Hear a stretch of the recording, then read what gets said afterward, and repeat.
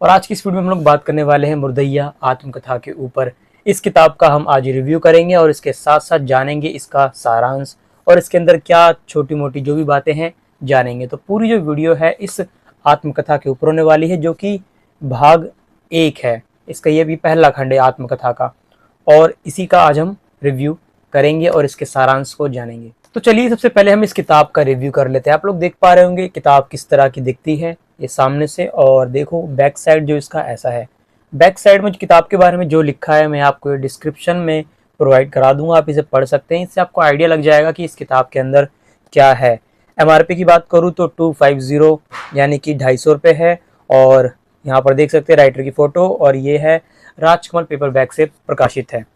इसके अंदर अगर मैं आपको पेज बताऊं तो कुल 183 पेज हैं, लगभग 200 पेज आप मान लीजिए। और बाकी चलते हैं, अब हम इस किताब के अंदर क्या है उसे जानते हैं। तो सबसे पहले आप जान लीजिए कि जो मुर्दैया आत्मकथा है ये लिखा है डॉक्टर तुलसीराम ने, और इसे एक दलित आत्मकथा भी कहा जाता है। और 2010 में ये लिखी गई, यानी कि ज़्यादा पुरानी नहीं है, लगभग करीब 14 साल पुरानी है। तो काफ़ी अभी बहुत ही रिसेंटली लिखी गई किताब है ये। और इसका जो पहला भाग है वो आप देख पाएंगे कि ये 7 चैप्टर्स के अंदर डिवाइडेड है, और इस 7 चैप्टर के अंदर क्या है मैं आपको अभी बताऊंगा थोड़ा थोड़ा। और भूमिका जो ये लिखते हैं उस भूमिका के अंदर ये बताते हैं कि ये जो यात्रा है आत्मकथा जो उन्होंने अपनी लिखी है वो मार्क्सवाद से बौद्ध दर्शन की ओर की यात्रा है। इसके बारे में वो अपनी भूमिका के अंदर बताते हैं। भूमिका के अंदर वो कुछ विशेष लोगों का जिक्र करते हैं, जिसमें आते हैं जोगी बाबा, जो कि तुकबंदी बनाकर गाने वाले व्यक्ति हैं। जोगी बाबा बहुत ही फेमस कैरेक्टर है, जो कि शुरू से लेकर एंड तक बने रहते हैं। इन बाबा का कुछ इस प्रकार का है कि जो भी शब्द बोलते हैं ये क्या करते हैं, उसी शब्द के ऊपर एक कविता बोल देते हैं। इसी प्रकार से दूसरा जो महत्वपूर्ण चरित्र इसके अंदर आता है वो है नटनिया। इसके बाद आते हैं पग्गल बाबा, जिन्हें गिद्ध से प्रेम है। गिद्ध के ऊपर उन्होंने पूरा एक चैप्टर लिख रखा है कि मुर्दैया के गिद्ध जीवनों के ऊपर उन्होंने पूरा एक चैप्टर डेडिकेटेड दे रखा है। और इसके बाद आता है बंकिम डोम नाम का एक व्यक्ति, जिसको सिंघा बजाना काफ़ी ज़्यादा पसंद है, कोई इंस्ट्रूमेंट है म्यूज़िक का वो बजाते हैं। तो अब चलते हैं हम लोग ये डिस्कस करते हैं कि पहले अध्याय में क्या है। इन 7 चैप्टर के माध्यम से जो आपको बातें पता चलेंगी वो ये है कि किस तरीके से जो एक दलित व्यक्ति है उसका जीवन किस तरीके का होता है, और जैसे कि उसका परिवार में कैसे लोग हैं, वो क्या सोचते हैं, कैसे वो लोग त्यौहार मनाते हैं, स्कूल जाते हैं तो वहाँ का वातावरण कैसा है, बच्चे कैसे उनके साथ बिहेव करते हैं, और जो उनका घर है और बाकी जो लोग हैं यानी कि दलित समाज और या फिर उससे अन्य जो वर्ग के लोग हैं उनके साथ उनका कैसा संबंध है, ये सब चीज़ें, और उनकी क्या मान्यता है, कैसा रहन सहन है। बिल्कुल एक तरीके से पूरा जो जीवन होता है कल्चर टाइप, वो आपको इस किताब के अंदर देखने को मिलेगा। और घटनाएं, जितनी भी घटनाएं आएंगी और जो प्रसंग आएंगे वो सभी एक तरीके से उनका जो जीवन था उसी चीज़ों को आपको वो बताएंगे। अगर ये जो तुलसीराम, अगर इनकी जगह कोई ब्राह्मण अपनी आत्मकथा लिख रहा होता तो वो अपना जो परिवेश था उसे दिखाता। इस प्रकार से जो भी व्यक्ति आत्मकथा लिखता है वो अपना परिवेश दिखाता है। तो इस हिसाब से ये जो आत्मकथा है एक दलित जो पूरी की पूरी पृष्ठभूमि है परिवार उसको दिखाता है, और वो किस प्रकार की है ये मैं थोड़ा बहुत तो आपको बता ही दूंगा। बाकी जब आप इसे पढ़ेंगे तो अच्छे से बिल्कुल समझ में आएगा। तो मैं बता देता हूँ किस किस चैप्टर में थोड़ी थोड़ी बातें, जिससे आपको कुछ अंदाज़ा लग जाए कि इस किताब के अंदर आखिरकार है क्या। तो सबसे पहला जो है भूतिया पारिवारिक पृष्ठभूमि, ये जो पहला चैप्टर है इसके अंदर वो बताते हैं अपने परिवार के बारे में कि उनके परिवार में कितने सारे लोग हैं, और उसी के साथ जो ये भूत शब्द है भूत, किस प्रकार से उनका परिवार जो है वो भूत और इन सब चीज़ों को ले करके जो मान्यता रही है उन सभी का वो जिक्र इसके अंदर करते हैं। कुछ मैंने नोट्स ले रखे हैं, इसमें से आपको मैं बता देता हूँ कि जैसे कि वो पूजा किसकी करते हैं, चमरिया मैया और डीहा बाबा, इस प्रकार के उन लोगों के देवता है। और इसी तरीके से जब लेखक को एक बार वो 3 वर्ष के थे तो उन्हें चेचक हो गया था, तो काफ़ी ज़्यादा पूरे शरीर में उनके निकल गई थी चीज़ें, और उनसे चेचक की वजह से ही उनकी जो ये आँख थी, दाई आँख, वो ख़राब हो गई थी। और तभी से उनको क्या है एक तरीके से अशुभ की श्रेणी में रख दिया गया था लेखक को कि ये जो बच्चा है अशुभ है, क्योंकि उनकी जो एक आँख थी वो ख़राब हो गई थी। इसलिए। और इसी तरीके से गांव में और भी बहुत सारे लोग थे जिन्हें ये लोग अशुभ मानते थे। तो उसमें थे जंगू पांडे और एक बुढ़िया ब्राह्मणी। और अशुभ मानने के पीछे कुछ रीज़न रहता है कि कोई बुरी घटना अगर उनके साथ घट गई है तो वो समझ जाते, वो सोचते हैं कि ये जो व्यक्ति है अशुभ है, बजाय उसके प्रति संवेदना रखने के, उसके प्रति अच्छा व्यवहार रखने के, ये लोग उल्टा ही उसके प्रति क्रूरता का व्यवहार करने लगते हैं। इसी प्रकार से उनके इसी परिवार में एक नग्गर, उनके पिता का भाई है लेखक के, जो कि काफ़ी ज़्यादा क्रूर है। वो लेखक को इसकी जो आँख खराब हुई उसके लिए उसे काफ़ी ज़्यादा चिढ़ाता भी है। लेखक के मन में ना ये ज़िंदगी भर वो अशुभ बने रहे अपनी इस चेचक की घटना की वजह से। तो इस प्रकार की चीज़ें जो हैं इधर चलती थी। इसी तरीके से चैप्टर 1 के अंदर ही शिव नारायण पंथी का जिक्र आता है और उसमें वो बताते हैं कि किस तरीके से वो लोग हिंदुओं की तरह लोगों को जलाते नहीं है, बजाय दफन कर देते हैं या फिर गंगा नदी में बहा देते हैं। तो शिव नारायण पंथी करके आता है इसमें जिक्र। उसके बाद मैं आपको ले चलता हूँ दूसरे अध्याय पे। दूसरा अध्याय है मुर्दैया और स्कूली जीवन। जैसा कि इस जो किताब है इसका नाम ही उन्होंने मुर्दैया रख दिया है, क्योंकि जो मुर्दैया है वो एक जगह है जहाँ पर मतलब काफ़ी जंगल टाइप का जो एरिया है, वहाँ पर जो भी लोग मरते हैं उनको दफना दिया जाता है। तो एक तरीके से वो भूत प्रेत का गढ़ है। और जो मैंने बताया कि जो भूतही जो कहानी चलती है वो सब एक तरीके से सब उसी मुर्दैया में जा कर के मिलती है। तो एक धुरी है, केंद्र है मुर्दैया, जिसके आसपास ये पूरी कहानी बुनती है। और इसी में वो मुर्दैया का जिक्र करते हैं, बताते हैं कि मुर्दैया एक भूतही जगह है जहाँ पर लोगों को दफना दिया जाता है, जंगल टाइप एरिया। और जो स्कूली जीवन है उनका, कि वो स्कूल जाना कैसे शुरू कर पाए, इसके पीछे भी एक रोचक कथा है। और वो कथा ये है कि लेखक के घर में, यानी कि दलित जो वातावरण है वहाँ पर अगर कोई चिट्ठी आती थी तो उन्हें उसे पढ़वाने के लिए किसी ब्राह्मण के घर पे जाना पड़ता था। तो उन्होंने सोचा क्यों ना हम अपने ही परिवार में से लोगों में से किसी एक व्यक्ति को पढ़ा दें, ताकि जो चिट्ठी पढ़ना, कम से कम वो चिट्ठी पढ़ना आ जाए और हमें कहीं बाहर ना जाना पड़े, हम अपनी चिट्ठियाँ पढ़वा लें। तो इसीलिए उन्होंने लेखक को, ये तुलसीराम जो है उनको पढ़ाना चालू किया और उन्हें स्कूल भेजा। इस तरीके से जो उनकी पढ़ाई चालू हो जाती है। और जिन जोगी बाबा का मैंने अभी पहले जिक्र किया था, उन जोगी बाबा का जो जिक्र है अध्याय 2 में ही पहली बार आता है। उनके बारे में अगर मैं आपको बताऊं, वो उत्तरी दिशा में रहते हैं, जाति से नोनिया है और वो गेरुआ जो वस्त्र होता है वो धारण नहीं करते और ना ही वो भीख मांगते हैं। ये उनकी कुछ विशेषता है।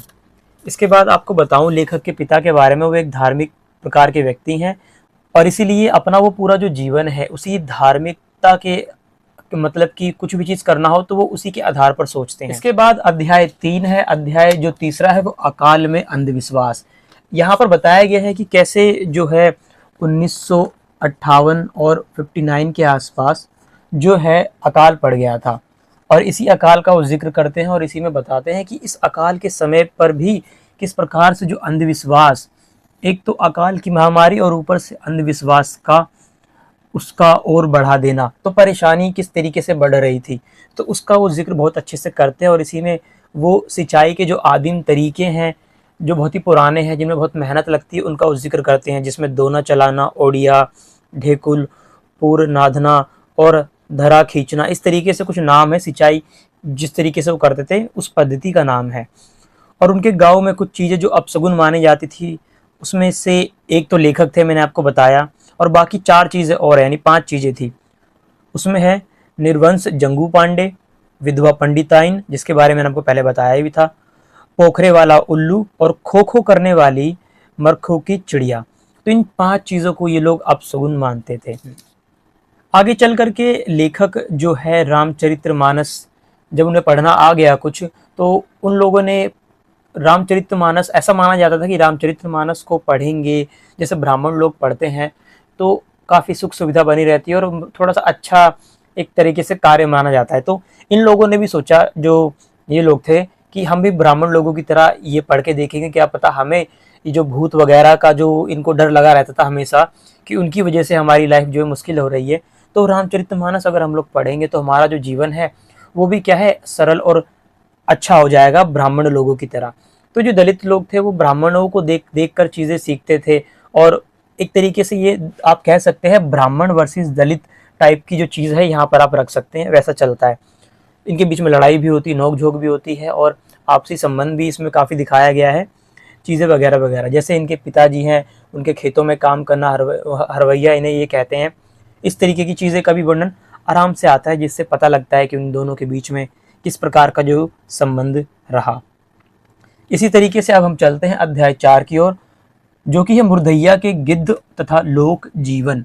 वहाँ का जो लोक जीवन है बताया गया है कि कैसे वो जो लोग हैं, कोई भी त्योहार आता है तो तरह तरह के गीत गाना, और एक तरीके से कल्चरल टाइप की जो होती है, जिस तरीके से हम देखते हैं गाँवों में जाते हैं तो गाँवों में लोग उत्सव मनाते हैं, गीत गाते हैं, कोई त्योहार आता है उसे बड़ा धूमधाम से मनाते हैं और तरह तरह की चीज़ें करते हैं, जिसे हम कहते हैं एक कल्चर टाइप। तो उस तरह का जीवन जो है दलित समाज में बहुत अच्छा देखने को मिलता है। उनके पास अपना जीवन रोचकता पूर्वक व्यतीत करने के लिए काफ़ी साधन होते हैं, काफ़ी क्रियाएं वो लोग करते हैं, और वो सब क्रियाओं का जिक्र वो इसी चैप्टर के अंदर करते हैं। और यहीं पर यूँ बताते हैं कि गिद्ध जो है कैसे एक तरीके से उनके जीवन का अभिन्न अंग है। गिद्ध जो है बेसिकली इसलिए प्रसिद्ध थे कि कोई अगर व्यक्ति मरा या कोई चीज़ें रहते थे तो गिद्ध क्या करते थे, उन लोगों को खा जाया करते थे। तो गिद्ध वहाँ पर बहुत पाए जाते थे, और गिद्ध जो है मुर्दैया के साथ और इनके जीवन का एक बहुत ही महत्वपूर्ण पार्ट है, उसके बारे में भी वो बताते हैं इसमें। इसी चैप्टर के अंदर कुछ बातें और आती है, मैं आपको बता देता हूँ। जैसे कि लेखक जो है अब परीक्षा पास करते करते 5वीं तक पहुँच जाते हैं यहाँ तक, और 5वीं की जो परीक्षा है उन्हें बाहर देने जाना पड़ता है, बबूरा धनुआ गाँव में। वहाँ वो जाते हैं। वहाँ पर उन्हें उनकी दादी ने बताया था कि बेटा जब तुम वहाँ पहुँच जाओ तो क्या करना, कहीं जो चमरिया मैया है या फिर जो भी हमारे भगवान है उनको एक बार नहा करके याद कर लेना। तो वो नहाने के लिए जगह ढूंढ रहे होते हैं, तो वो जगह उन्हें काफ़ी दूर जा करके मिलती है। वहाँ पर उन्हें एक व्यक्ति मिल जाता है, रामचरण यादव, जो कि 9वीं में पढ़ता था। तो उसने क्या है, उसे जब देखा कि ये नहाने के लिए यहाँ पर आएगा, और उसे गुस्सा आ गया एक तरीके से कि ये दलित व्यक्ति आएगा यहाँ पर करने के लिए, तो उन्होंने क्या है एक थप्पड़ उसके जड़ दिया कि चल वापसी जा, जहाँ से आया वहीं चला जा करके अपना एग्ज़ाम दे। तो ये जो याद थी लेखक को बहुत बुरा लगता है ये चीज़, और उनके जीवन में काफ़ी सारी इसी प्रकार की जो घटना है वो रही। वो काफ़ी ज़्यादा डरते थे, या यूँ कहा जाए उनके मन में काफ़ी ज़्यादा डर भी बैठ गया था इसी वजह से कि ये लोग और इन लोगों की वजह से उनकी जो पढ़ाई है वो बंद ना हो जाए, और इसीलिए वो काफ़ी ज़्यादा संघर्ष करते थे इन सब चीज़ों से, और सोचते थे कि किसी ना कैसे करके मैं अपनी पढ़ाई को कंटिन्यू रखूं, और इन लोगों से वो बचते थे और आगे बढ़ना चाहते थे। ये चीज़ें अभी आगे और आएगा संघर्ष में, मैं आपको बताऊंगा ही। इसी चैप्टर में एक जेदी चाचा का जिक्र आता है, जिसे बाहर ले गए थे लोग काम करवाने के लिए, फिर बाद में जब वो कैसे आते हैं यहाँ पर, और फिर कैसे जो है उनके मन में जो एक क्रांति करने का भाव होता है, जमींदारों के प्रति जो विद्रोह वो करते हैं, कैसे वो उसकी वजह से उनकी जान चली जाती है, इसका भी जिक्र इसमें आता है। तो ये एक इम्पॉर्टेंट कैरेक्टर है जेदी चाचा, जो कि बगदाद से आए थे, वो बगदाद चले गए थे काम करने के लिए। इसके बाद नट का भी जिक्र आता है कि नट जो होते हैं काफ़ी तेज होते हैं, वो किसी भी लोगों को क्या है अपनी बातों में मना लेते हैं, उनकी बातों में एक जादुई टाइप का होता है। नट यानी एक तरीके से नाटक करने वाले वो लोग। तो ये था। और जो लेखक हैं वो गणित में अच्छे हैं, अंग्रेजी में अच्छे हैं पढ़ाई के टाइम पर अपने, तो ये सब चलता है। और इधर ये कोहबर नाम की चीज़ आती है कि कोहबर क्या होता है, तो दीवार पर गेहूँ और हल्दी से जो पेंटिंग की जाती है उसे कोहबर कहते हैं। तो ये भी आप लोग याद रख सकते हैं। अब चलते हैं हम अगले यानी 5वें चैप्टर की ओर, जो कि है भूतनिया नागिन। इसके अंदर वो बताते हैं कि एक सांप का जिक्र आता है जो कि विषैला नहीं होता, उसके अंदर विष नहीं है, तो वो लोग क्या करते हैं उसको मार देते थे। तो एक बार मार दिया लेखक ने भी एक सांप को। अब लोगों को पता लग गया, तो लोगों के मन में एक कहावत थी कि भाई सांप मार दिए हो तो अब क्या होगा, कि जो नागिन है उसके मन में तुम्हारी छवि बन चुकी है, अब वो जब तक बदला नहीं ले लेगी भाई तुम्हारे पीछे पड़ी रहेगी। सब लोग डर जाते हैं, और इसलिए लेखक को क्या है, अब सब लोग सोचते हैं कि इसे अपने साथ रखेंगे तो हमारी जान को भी खतरा है, तो इसलिए वो सब अपने आप जो है लेखक को अपने से अलग कर देते हैं। फिर वो अपने घर से अलग, जहाँ पर भैंसों को बांधा जाता है वहाँ उन्हें रहना पड़ता था, और वो सुबह शाम अब उनका जो रहना था वही होता था। तो वहीं पर ही वो रामचरितमानस पढ़ पढ़ के रोज अपना समय व्यतीत करते थे, वहीं पर ही सोते थे। इस तरह की चीज़ें फिर वहाँ पर वो इस तरीके से रहे। तो वो जो भैंस थी वो कहते हैं कि ये पहली भैंस होगी जिसने रामचरितमानस इतना ज़्यादा सुना होगा। और 5वां जो ये चैप्टर है मेरे हिसाब से काफ़ी ज़्यादा महत्वपूर्ण है, क्योंकि ये बीए के सिलेबस में भी जो हिस्सा लगा है मुर्दैया का वो यहीं से लगा है। तो इसको मैं थोड़ा और आपको बता देता हूँ। इसी पार्ट के अंदर चक्रधारी मूवी का वो दिखाया जाता है, क्योंकि चुनाव का माहौल है और उसमें पता है आप लोगों को बहुत सारी चीज़ें तरह तरह की करी जाती है। तो 1962 का चुनाव है, उसी के बारे में जो है इसके अंदर जिक्र भी आता है। तो उसी से रिलेटेड वो लोग मूवी भी वहाँ पर दिखाते हैं। इसी के अंदर ललका झंडा मोटका डंडा नाम की जो कहा, वो एक तरीके से चुनाव में श्लोक नहीं देते अपना प्रचार करने के लिए, उस प्रकार का ये श्लोक है जिसे राजबली यादव ने लिखा था करवा धुन में। तो इसी प्रकार से उनके जो गांव में कांग्रेस, कम्युनिस्ट और प्रजा सोशलिस्ट, ये 3 पार्टी थी जिनका उनका प्रभुत्व था वहां पर, और जनसंघ को कोई नहीं पूछता था उधर ही एक टुनवा नाम के व्यक्ति का जिक्र आता है जिसकी जो व्यंग्य शैली है हरिशंकर प्रसाई जैसी है। अब चलते हैं हम लोग छठे अध्याय की ओर, जो कि है चले बुद्ध की राह। यहाँ पर आने के बाद जब लेखक को बुद्ध के बारे में थोड़ा बहुत पता चला, तो लेखक क्या है, उन्हें बहुत प्रभावित हुए बुद्ध से कि किस प्रकार से उन्होंने जो अपना जीवन जो है अब दुख को मिटाने के लिए अपना गृह त्याग दिया था और किस तरीके से उन्होंने अपना ज्ञान अर्जित वगैरह किया। तो अपने से जोड़ते थे कि उन्हें भी किस तरीके से अपना जो ज्ञान अर्जित कर, अपने से हर बार वो बुद्ध से जोड़ते रहते थे और ऐसे ही चलते हैं। अब यहाँ पर वो क्या है, लेखक जो है 9th क्लास में पहुंच चुके हैं और वहीं पर ही उन्हें बुद्ध के बारे में क्या है पता चला है। एक चैप्टर लगा था उनकी इंग्लिश की बुक में, तो वहीं पर ही पढ़ते हैं। तो वहीं पर ही और भी जो उनका स्कूल है उसके प्रिंसिपल धर्मदेव मिश्र है जो कि एक अच्छे कवि हैं। और भी टीचरों का जिक्र आता है जैसे श्याम नारायण पांडे जो कि वीर रस की कविताएं लिखते हैं। इसी प्रकार से एक और आते हैं कमलेश, फिर पारसनाथ पांडे और सूर्यभान सिंह। इस प्रकार से ये सब उनके टीचरों के नाम हैं। इसी चैप्टर के अंदर एक बड़ी महत्वपूर्ण घटना घटित होती है जो कि लाल बहादुर सिंह के साथ होती है। वो उसके साथ एक बार घूमने फिरने के लिए चले जाते हैं बाहर, और वहीं पर ही वो लोग क्या है शराब जो है लाल बहादुर सिंह पीता है और ज़बरदस्ती लेखक को भी पिला देते हैं और दोनों शराब में बिल्कुल टुल हो जाते हैं। और उसके बाद वो घर नहीं आ पाते, काफ़ी चीज़ें लड़ाई झगड़ा ऐसे ऐसे चलती रहती। फिर बाद में वो लाल बहादुर सिंह लेखक को उसके घर छोड़ देते हैं। सबको पता लग जाता है कि इसने शराब पी है।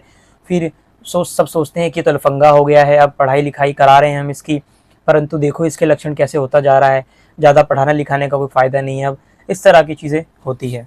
इसके बाद धीरे धीरे लेखक को पता लगता है कि 10वीं के बाद जो है उनके वहाँ पर कोई भी अच्छा सा कॉलेज जो 11th और 12th पढ़ने के लिए चाहिए उसकी व्यवस्था नहीं है। तो बड़े चिंतित हो जाते हैं कि मैं आगे की पढ़ाई कैसे कर पाऊंगा।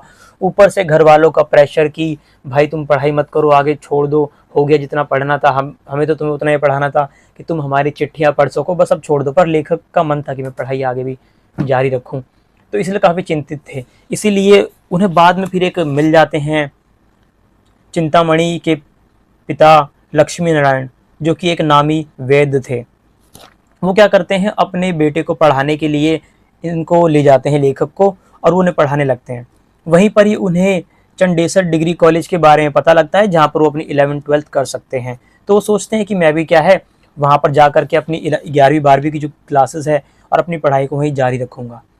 तो बाद में फिर वो क्या करते हैं, लास्ट में इस चैप्टर के वो घर से भाग जाते हैं, घर को छोड़ देते हैं और वहाँ से कुछ चीज़ें अपनी खाने पीने का सामान और ये सब चीज़ें लेकर के निकल जाते हैं और चल जाते हैं आगे की पढ़ाई के लिए। कहाँ पर, आजमगढ़।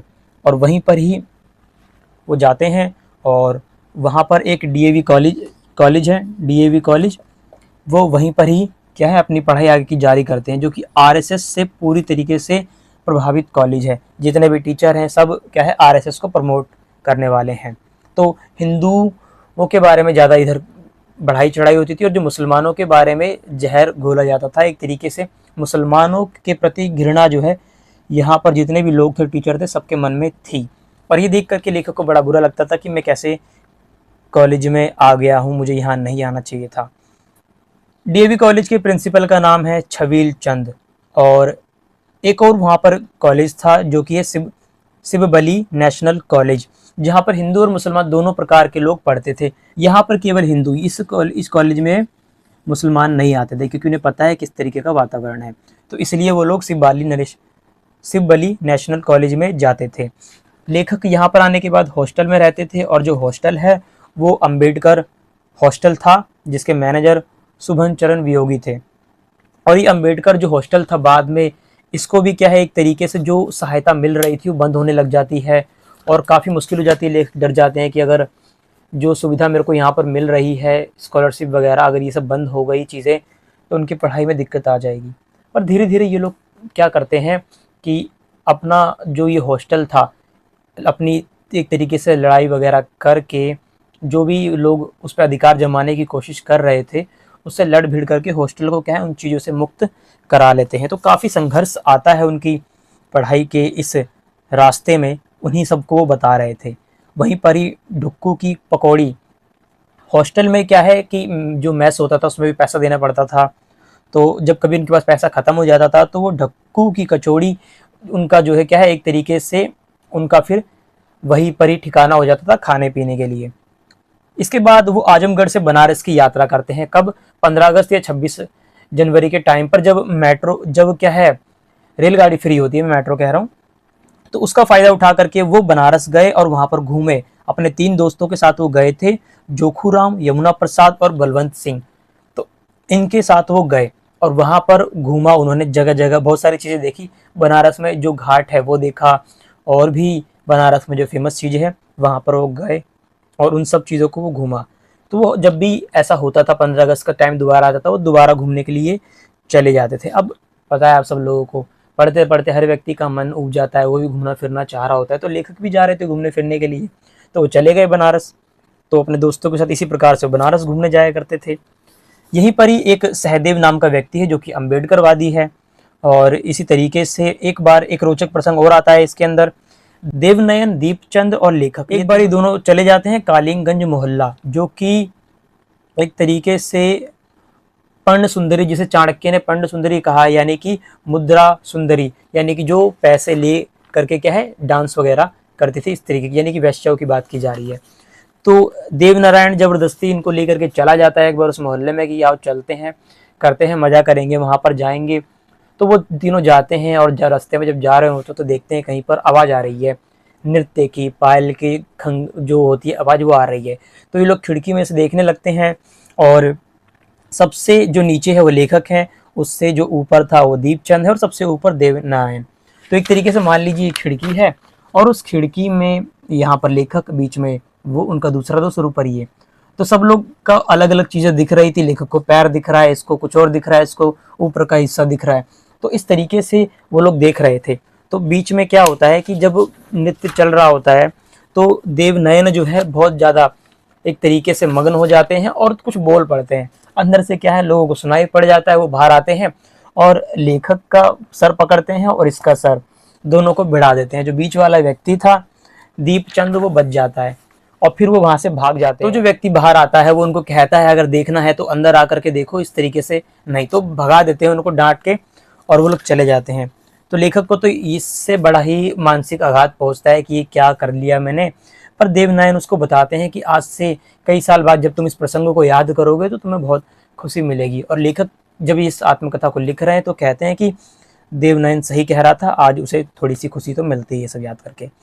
इसके बाद एक देवराज सिंह नाम का व्यक्ति आता है जो कि उनका बहुत अच्छा मित्र था। परंतु जब लेखक को स्कॉलरशिप मिलती है कुछ पैसे, तो उसका जो कुछ हिस्सा है देवराज सिंह उससे छीन लेता है और उन्हें बहुत ही इस बात की भी पीड़ा लगती है कि कैसा मित्र था वो। तो इस प्रकार से 36 तरीके की घटनाएं आएंगी, मैं आपको बताऊंगा तो बताते ही रह जाऊंगा, चलती ही रहेगी कहानियां पर। लेकिन जो मेन मुद्दा है, जो बात है, वो यही आएगा कि किस प्रकार से एक दलित व्यक्ति का जीवन होता है और वो लोगों से कैसे इंटरेक्ट करता है, चीज़ें क्या हैं, किस प्रकार से ये जो इनके आसपास का जो समाज बिल्डअप है किस तरीके का है, किस किस प्रकार के चैलेंजेस इन लोगों को वो सामना करना पड़ता है, कैसा जीवन जीते हैं, पूरा सब कुछ आपके सामने आएगा। कुछ घटनाओं का जिक्र तो मैंने कर ही दिया है, उससे आपको अंदाजा लग गया होगा। बाकी आप इस बुक को पढ़िए पूरे अच्छी तरीके से और फिर आपको समझ में आ जाएगा कि मुर्दैया क्या क्या है और मैं क्या कहना चाह रहा था।